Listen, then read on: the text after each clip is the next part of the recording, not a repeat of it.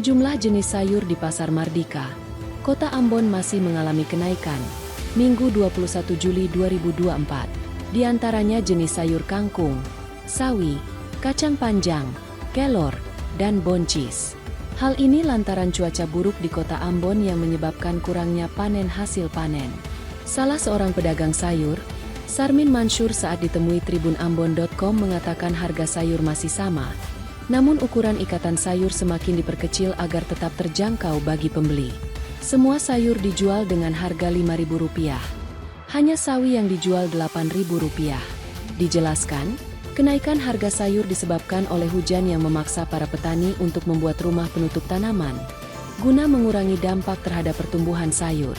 Selain itu, menurut Sarmin banyak tanaman sayur yang tidak tumbuh dengan baik akibat hujan.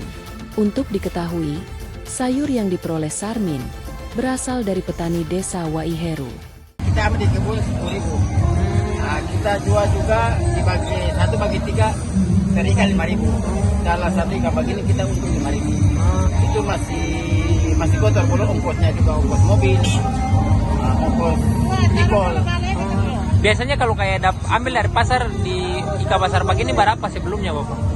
Biasanya ambil kalau tidak musim hujan memang ini kalau kita begini kalau tidak hujan kita ambil murah. Ada kalanya sampai ikan begini 3.000. Oh, 3.000 ya. Karena ini musimnya kan musim hujan. Makanya selalu mahal. Kalau yang bayam ini nih saya lain sama harganya. Kalau sekarang. Iya, ya. Itu karena hujan itu Bapak. Itu antara hujan dan juga kan orang Kemong itu dia bangun pakai tenda. Kalau tidak pakai tenda, saya tidak jadi.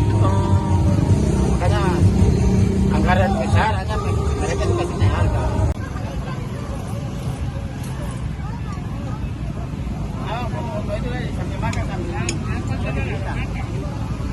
Download Tribun X sekarang, menghadirkan lokal menjadi Indonesia.